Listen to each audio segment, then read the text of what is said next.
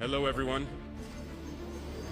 I must admit that it is a real pleasure to be here this morning, to have this moment of exchange with you, to share the human warmth of our brothers, sisters, fathers and mothers from the Central Plateau region.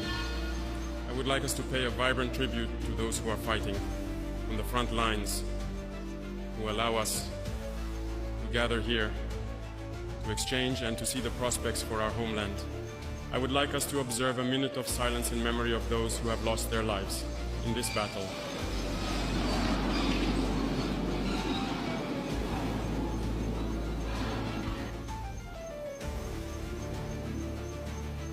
Thank you.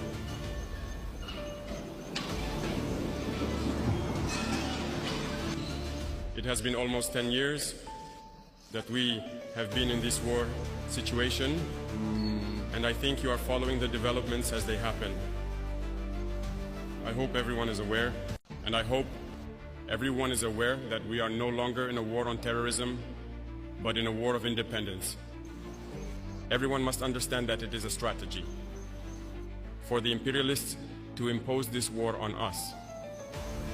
Normally, every leader, every ruler should fight for their country.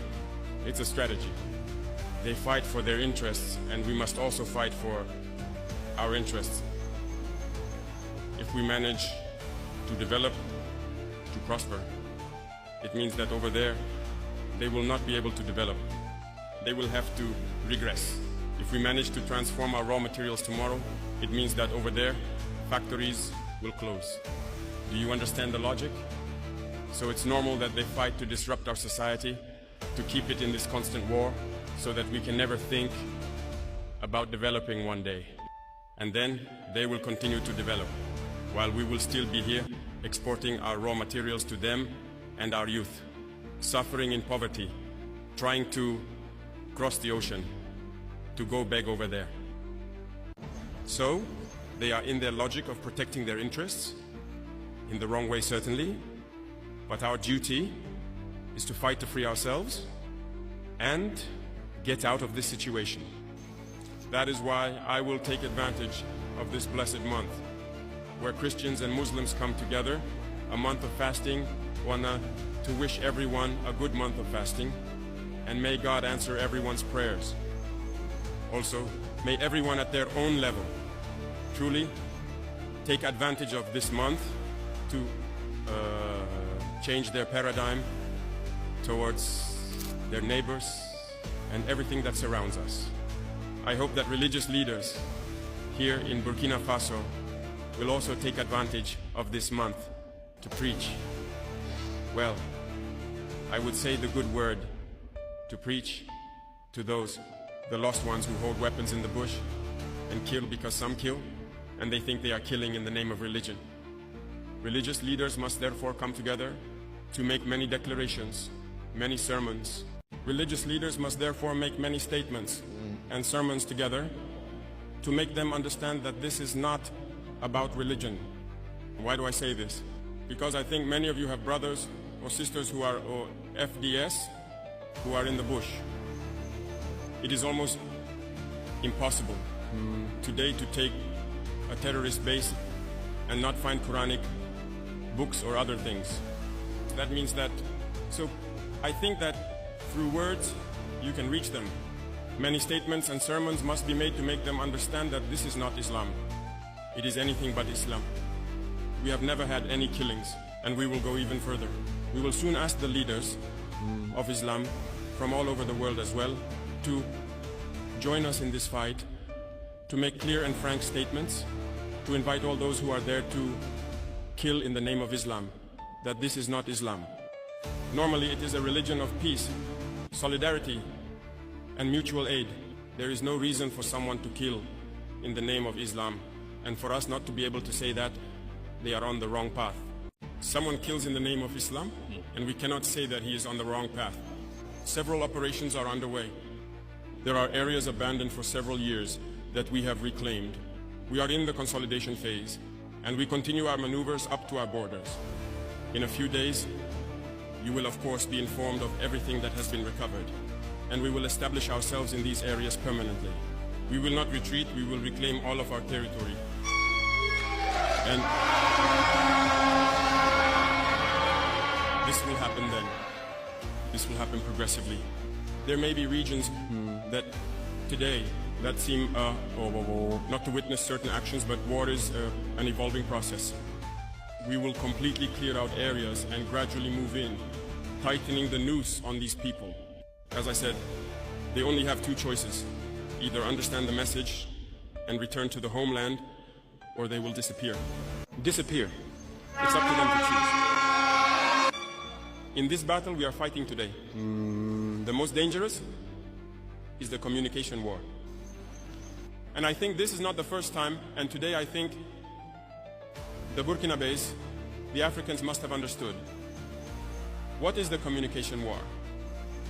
Unfortunately or fortunately for us, imperialism, as Thomas Sankara said, is a poor student. A very poor student, because no matter how much you chase it out of the classroom, it will come back with the same methods. It cannot change. And often, it becomes ridiculous. When you look at the imperialist media today, you see what they publish. They use the same method to set Rwanda on fire, the same method to destroy Sudan, the same method to destroy Africa. It will not work. And today, I think you are well aware, they are very skilled at manipulating information, creating falsehoods all around. And mind you, these same media, I say it loud and clear today, especially Jeune Afrique, courted us at the very beginning of 2022-2023. They went through several channels to approach us, to make us pay and clean up our image, as they say. We refused. They cannot deny it because we have the evidence with us. They sent people. That's how they operate. And many heads of state fall into their trap. They pay money every month for articles to be published to clean up their image. No, it's dangerous. They only live off that. You pay the money, they lie. There you go. They have your image. You refuse, they lie to destroy your image. But all of Africa must be informed. And if Africans want to progress, they need to stop listening to these deceitful media. Because as long as you keep listening to false information, it eventually becomes a reality. And it's very dangerous for us. Disinformation is rampant. At our level, we experience this every day. And I always tell people to be very careful. All this is to divide and conquer. So, each damn person, each group must be able to perceive, the maneuvers of imperialism to advise one another, and together we remain united to build our country. That is our mission. And we are going to build Burkina Faso. Burkina Faso will become something they never dreamed of seeing. Africa must wake up. Africa must leave this situation of conflict. We have been manipulated enough. We have been set against each other enough to be plundered. Today in Burkina Faso, they are certain terrorism is almost over. What needs to be done? Either create a rebellion or start a civil war. That's it. And they are maneuvering for that. We are waiting for them. And everyone at their level must be careful. Because if people allow themselves to be manipulated, they will be lined up. They will be ignited like the others too. Manipulation must not succeed. We have a goal to achieve, and we will achieve the goal. This is the mission currently assigned to us. And I will therefore invite everyone to take this into consideration, because imperialism has many faces. We talk about imperialisms that are outside the continent, but there are imperialists within us too, here in Burkina Faso. When it comes to saying certain things clearly, it must be said. It will hurt, but we will ask each other for forgiveness. But we must tell each other the truth in order to move forward. There are people in Burkina Faso who do not want to see others progress. There are people who want to remain alone at the top. No. We have decided to make the state a bit stronger and to share the wealth, because the misinformation started already when we began to implement the Fasombeo initiative. Many entrepreneurs started to mislead the youth and all that. No. We have awarded contracts. We have awarded road contracts, right? At what level are we? the execution rates for most are not good. The minister recently made an outing, a tour. You all followed it on TV. It's not going well. It's slow. We are asking people to unite. We ourselves have tried to put people in groups. They don't want to work in groups. That means we unite them, in one way or another so they can move quickly. We are not going to wait for the whims of some and others. And let Burkina develop in 500 years, 1,000 years. No. For us, it's in 5 years. We want to see some significant things. So, if you unite, you will have more equipment and you will be able to work more efficiently. As a result, we are in the process of equipping the ONBA, the Sonator. Now, people are immediately asking for water. We are forced to build our own dams, clean what is there, and dig our own wells. That's why we bought the equipment, to equip the ONBA. They are already in Eredego on the road to Bobo to build the first dams. The second issue is the bankers. Today, it is still very common that many bankers refuse to support those who win state contracts and all that. Well, we are on this matter. People need to change their approach. Is there a banker in the room? I don't know, huh? There isn't one. All right. So you will report back to the bankers. This needs to change because many banks operate with state money. We have asked the bankers. Things need to change because many banks operate with state money. We asked the bankers to return a portion. This is what we call term deposits or DATs. These are state-owned companies that deposit their money in the banks. We want our money to do work. People find that they cannot give the money because it will weaken their bank. But every year, the banks have made so many billions in net interest. The other day on TV, I was watching a bank that also makes billions in interest and shares it. No. Either we truly understand each other around a table, or we will move on to another method. And this morning, I wanted to make this statement so that you understand that the fight that is about to begin, the dust will rise, as we like to say. But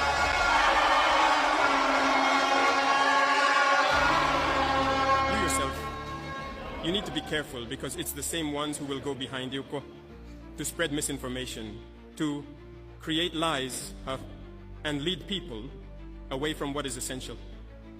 There are already some who are trying. We see many people making videos to clean up the images of certain individuals and all that. Be careful. There are many small businesses closing because they can't afford to pay employees' salaries and all that. They have invoices submitted to the treasury and we can't pay them. That's it. We're told to give a part of our money to the bank. We will pay these businesses so they can operate. And people are thinking with the money. Do you think we can just leave it like that? The domestic debt, we are going to pay that. By the end of this month, the money will come in. We only asked for a percentage. It's not even all the money we want to withdraw. It's a percentage that we asked for to do it. And it requires a lot of thought. Some banks have responded. Congratulations to them. But most banks have not transferred the money until today. This is a message I wanted to send to them. We said the end of March. It's the end of March. If by the end of March, the 25% is not there, we will move on to something else. You have been warned and the manipulation must not continue because it is generally those who fall victim to this are the poorest segments of the country. He works in a small company, he might have his 50,000, his 100,000 per month. His boss has submitted invoices to the treasury, but he can't get any money. He will lose his job, his whole family suffers, while others are making billions in interest per month or per year. No, this is not going to work. So we need to prepare. This is another front that is opening. There will be all possible manipulations, but stay calm. We need to move forward. Those who want to import something to Burkina, go to the ministry. They will give you the papers. There is no deal. If you go there and someone asks you to pay anything, come to the presidency even to complain. There is an office there for that, and we will see who asked for the money. So, there is no deal again to get a special import authorization. It's clear, it's straightforward. It must be done. Those who import and then hide goods in warehouses. To cause inflation, please find them and tell them to stop. Do not pay. come hide, wait for there to be a shortage to release, and then set very high prices. They must stop that. Once the ministry has started to uncover the warehouses that people have built under the guise of that tool, the store. If we catch them, we will sell for free and deposit into the treasury. That's the instruction I have given. So, declare the warehouses. We will move forward. So I am counting on you, gentlemen, the economic operators, to, among yourselves, advise each other so that this kind of situation does not occur. People hold back. They wait for there to be a need, and then they come out, set a price to gain. That's not even good. It's not good. I don't think it's a fortune that God will bless. We need to manufacture many things locally. I am convinced that whether it's electric or motorized tricycles, we can manufacture them. So we want to give space to our young talents to express themselves. In fact, we are in the process of wanting to build a large center where we will bring people in and support them to set up. And these are people who will see everything we consume daily. What can we manufacture in Burkina? And I know there are talents all over Burkina. The application will be launched soon for young talents to register. In that center, we will do everything possible to have all the necessary machinery and mentor the youth. There, if they finish, they can go out and create something. If they entrust it to God, we will set up a leather unit in the Kaya area to transform many things on site ourselves and create everything we need.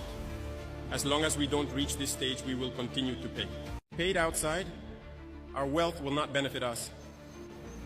We need to change the paradigm right now. That's where the jobs are. That's where people will work, and that's our true independence. The last point concerns our comrades, students, and pupils who have many grievances. In any case, I can assure you that we are aware of all your problems. We will build university campuses and even address issues of restaurants, intermediate scholarships. All these are problems we are aware of. But it's little by little. We cannot solve this immediately. You already have the construction of the campus here, right? The administrative building. We hope that next year or later, we will launch the university campuses, expand the capacity of university restaurants, increase the number of meals, and finally address the issue of scholarships. Because we are currently working to control military expenses in order to invest in our education, because education is the key. So we have not forgotten all these mentioned problems. I was even talking about the laboratories with the minister. I said to find a standard, a certain number of minimum equipment, and we will build laboratories worthy of those in our universities. Because people will come to pursue a scientific field and then graduate. Even a microscope, they couldn't look at a plant cell under the microscope. That's not possible. Yes, we all took scientific courses. To access the small laboratories, you enter if there are only 7 or 8 microscopes. Maybe not all of them even work. Not everyone can have access. That's the reality. It's always like that. So he is working on that. We want to create model laboratories in many of our universities. You cannot come and not be able to access a certain minimum of scientific laboratory equipment to conduct your tests and familiarize yourself. It's in this that we can create. If we haven't developed this laboratory aspect, we are creating theorists. I was surprised to learn that even at the level of our researchers, there is no scanning electron microscope in Burkina. Since Burkina has existed, there hasn't been one. I asked the minister, how do you conduct research then? We are forced to go abroad, to rent laboratories, paying money to do it. While the scanning electron microscope, I don't think it costs $1 billion. How can we not do it? Currently, we are in the process of purchasing it to install in Burkina so that we can do everything here on site. So I hope that by then, all of this will be operational and that it can benefit even the students, researchers, and scientists to advance in their research. The computer rooms and everything that follows. We will see everything that is possible. The ministry itself had already initiated the acquisition of a certain number of computers so that the students can have well-equipped rooms. And it's done with the Burkinabe, right? It's a Burkinabe unit that manufactures computers. So we made an agreement last time to be able to purchase a lot of equipment from him and equip our university centers. And you will normally have access to these rooms so that you can conduct your research. And the internet, I think, is improving in many universities. The internet is now available for research.